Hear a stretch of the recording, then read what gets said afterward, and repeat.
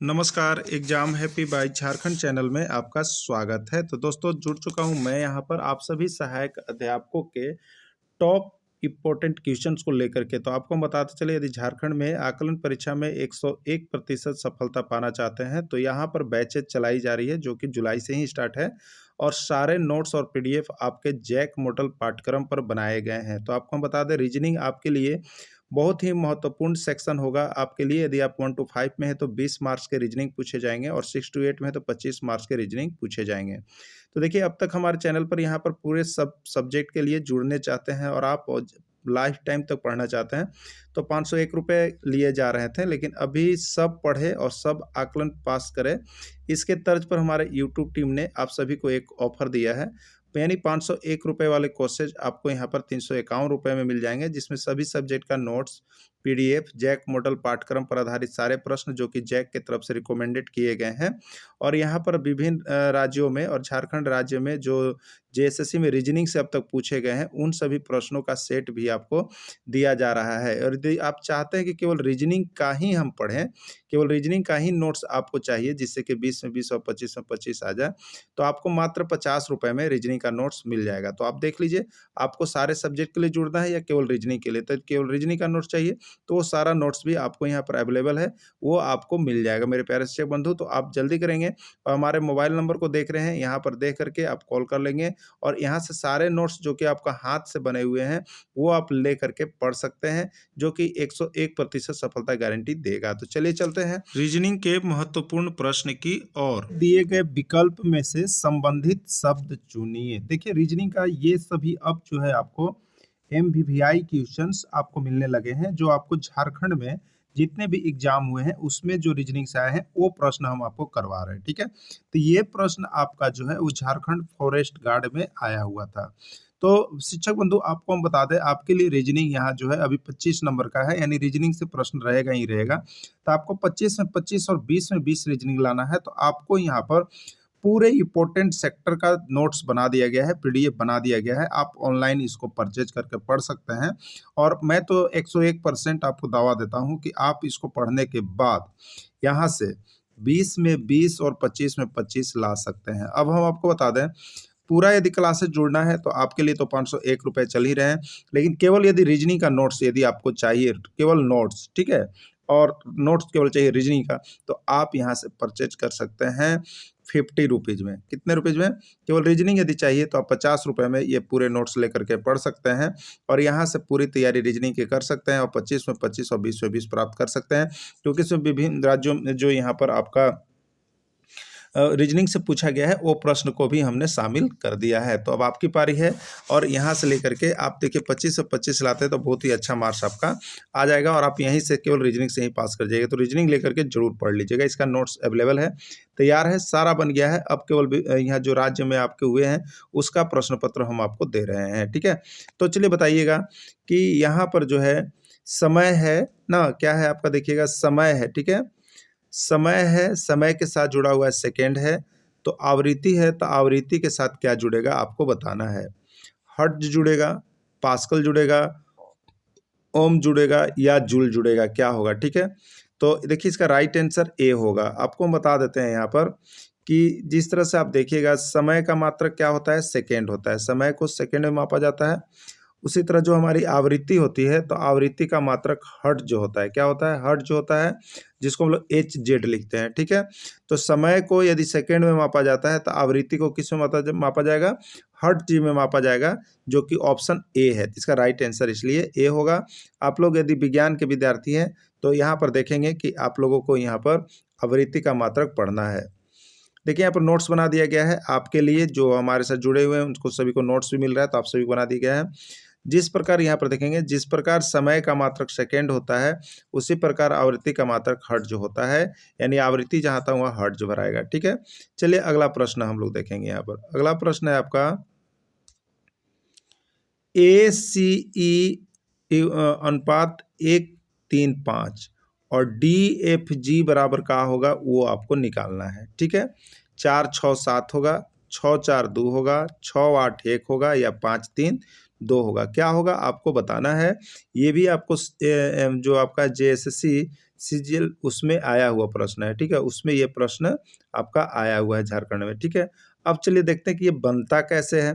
तो यहाँ पर आप देखिएगा जो अंग्रेजी का अक्षर है ना, उसका सीरियल नंबर आप लोग याद रख लीजिएगा। जैसे अंग्रेजी का अक्षर यदि हम देखते हैं तो ए होता है ना, बी होता है, सी, डी, ई, एफ, जी, एच, आई, मान लो इतना लिख लिए। तो ए का स्थान कितना होता है आप बताएंगे, ए का स्थान कितना होता है, कितना स्थान पर। तो ए पहला होता है, बी दूसरा होता है, सी तीसरा होता है, और ये जो डी है वो चौथा होता है, ई पांचवा होता है, एफ छठा होता है, जी 7 होता है, एच 8 होता है और आई 9 होता है ना सीरियल नंबर पर।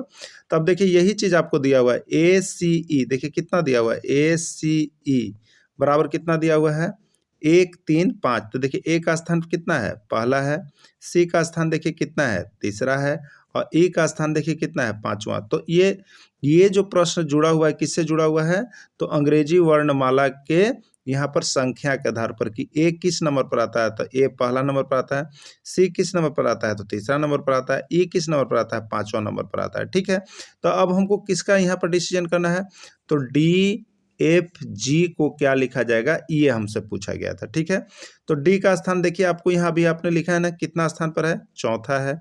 ई का स्थान देखिए कितना है, पांचवा है ना, ई का स्थान कितना है, पांचवा है। तो आपसे पूछा है डी एफ जी, और एफ का स्थान कितना है, छठा है। तो एफ की जगह पर आप क्या ले लेंगे, 6 ले लेंगे। और जी का स्थान कितना है, सातवां है, तो जी की जगह पर कितना ले लेंगे, 7 ले लेंगे, ठीक है। तो 4 6 7 इसका आंसर हो जाएगा, देख लिए। तो ये अंग्रेजी वर्णमाला का क्रम भी आपको याद रखना है कि ए का कौन स्थान होता है। तो ये हम लोग लिख के तुरंत उसको काम कर सकते हैं, इसके लिए याद करने की कोई आवश्यकता नहीं है, ठीक है। तो कितना हो गया आपका यहाँ पर, 4 6 7 हो गया, ओके। 4 6 7 आपका किस में था, तो ए में है, ये ही इसका राइट आंसर हो जाएगा। चलिए अगला प्रश्न देखिएगा। देखिए यहाँ पर हमने बना दिया है इस तरह से कि अंग्रेजी वर्णमाला का अक्षर क्रम आप याद रखिएगा। देखिए ए बी सी डी यहाँ पर लिख दिए हैं, ए का 1 है, बी का 2 है, सी का 3 है। तो ए सी ई, तो ए 1 था, सी देखिए 3 था, और ई देखिए 5 था। ये प्रश्न आपका था। तो डी एफ जी, तो डी देखिए कितना पर जा रहा है, 4 पर जा रहा है, एफ कितना पर जा रहा है, 6 पर जा रहा है, और जी कितना पर जा रहा है, 7 पर जा रहा है, ठीक है। तो 4 6 7 इसी तरह से इसको बनाया जाता है, ठीक ना।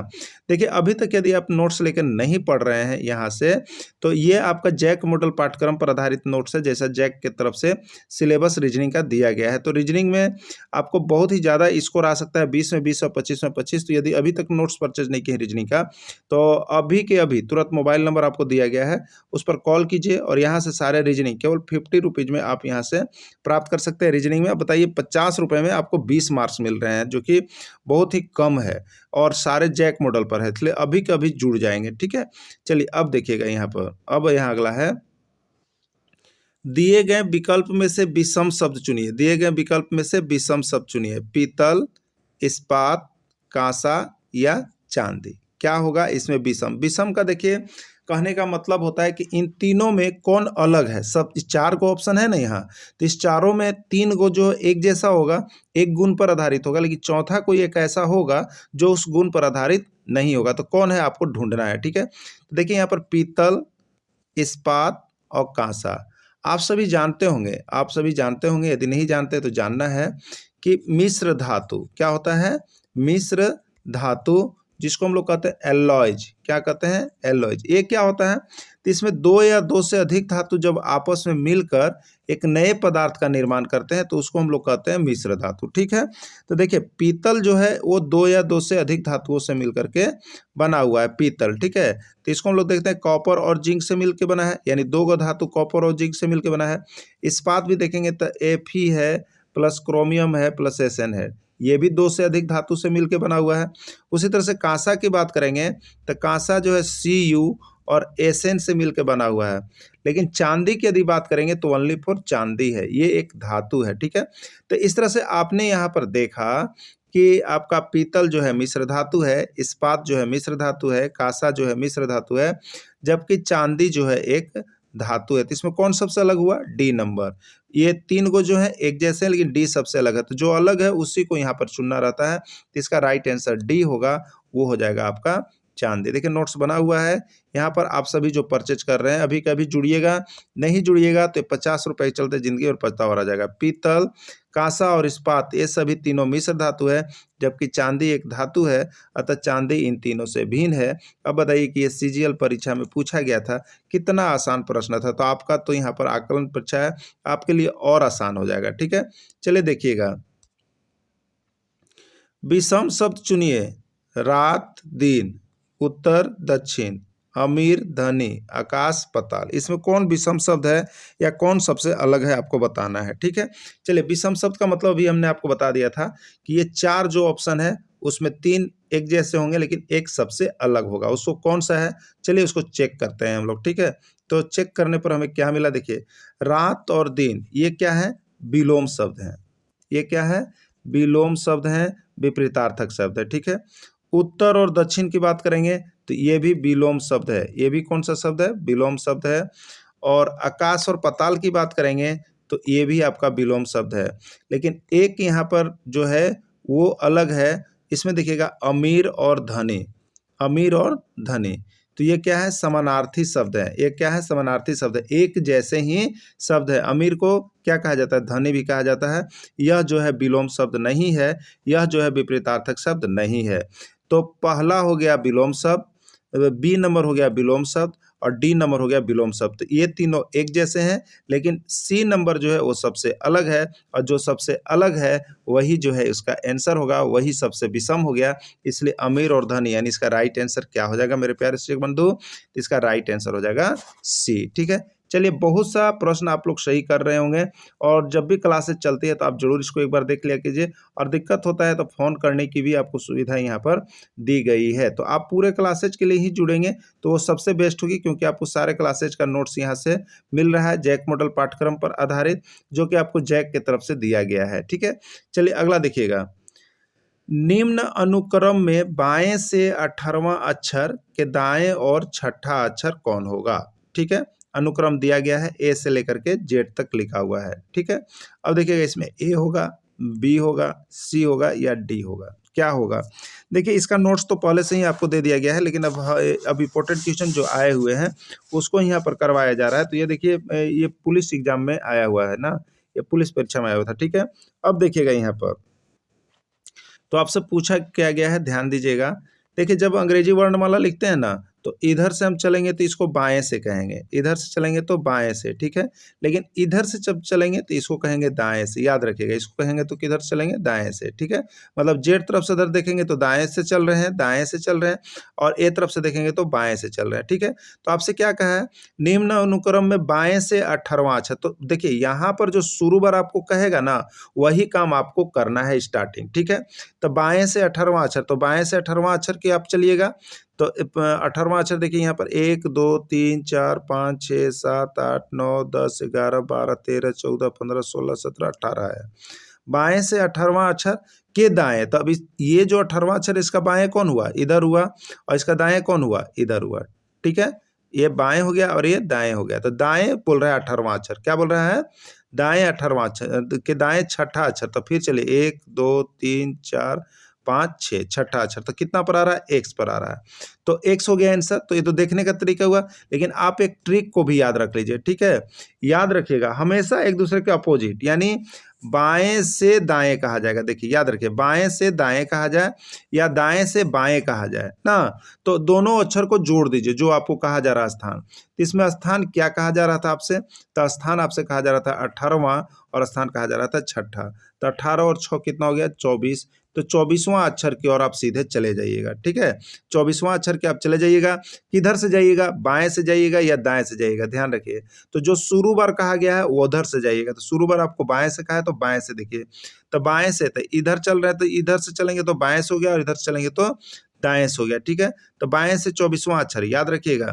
तो 24वां अक्षर कौन होता है, तो अंग्रेजी में कितने होते हैं, 26 अक्षर होते हैं ना, 26 अक्षर होते हैं, उसमें 24वां कौन होगा, तो आप देखिएगा 26वां हो गया जेड ना, और 25वां हो गया वाई, और 24वां हो गया एक्स। तो एक्स है ना आंसर, तो इसका राइट आंसर एक्स होगा, जो कि आपका बी में है। तो इस तरह से आप ट्रिक के रूप में जोड़ लीजिएगा, तो इसका राइट आंसर बी होगा, और कितना हो जाएगा, एक्स हो जाएगा। ठीक है, चलिए अगला देखिएगा। तो देखिए यहाँ पर नोट्स बनाया हुआ है, बाएं से दाएं कहने पर, याद रखिएगा एकदम, क्या याद रखिएगा कि बाएं से दाएं कहने पर अक्षरों को जोड़ देते हैं, 18 अक्षर और छठा अक्षर 24वां अक्षर हो गया, और बाएं से 24वां अक्षर जो है आपका एक्स होगा, यही आपका राइट आंसर होगा। अभी कभी नोट्स परचेज करेंगे और यहाँ पर जरूर तैयारी करेंगे, क्योंकि आपके लिए रीजनिंग जो है बहुत मायने रखने वाला है, क्योंकि 20 में 20 और 25 में 25 रीजनिंग में आप अवश्य ला सकते हैं। इसमें कोई शक नहीं है कि रीजनिंग में नहीं आएगा, सिर्फ साथ में जुड़ करके आपको तैयारी करना है। तो जितने भी मिले आप सभी उसको देखते चलिए, डेली तैयारी करते रहिए, नोट्स को ले लीजिए, पढ़िए, क्योंकि ये झारखंड में पूरे जो एग्जाम हुए उसी का नोट्स बना हुआ है। अंग्रेजी वर्णमाला में बाएं से दूसरा अक्षर के दाएं और तीसरा अक्षर कौन होगा, ये आपका होमवर्क है। आप हमें बता करके जरूर कमेंट कीजिएगा कि आपका आंसर क्या आया। तो अब आपकी पारी है कि आप क्या इसका जवाब देते हैं। और मेरे प्यारे से मधु, अब तक भी यदि आप नहीं जुड़े हैं तो अभी भी आपके पास बहुत समय है एग्जाम के लिए, अभी भी जुड़ जाइए दिल लगा के। और आकलन परीक्षा सिर्फ आपको ये 10% के लिए नहीं है, ये आपकी सरकारी के लिए भी होगी, इस मौका को नहीं गंवाएंगे। तो ठीक है, अभी कभी नोट्स लेकर पढ़ लेंगे और सारे इंपॉर्टेंट क्वेश्चन देख लेंगे। वीडियो के अंत तक जुड़े रहें, इसके लिए आप सभी को बहुत बहुत धन्यवाद।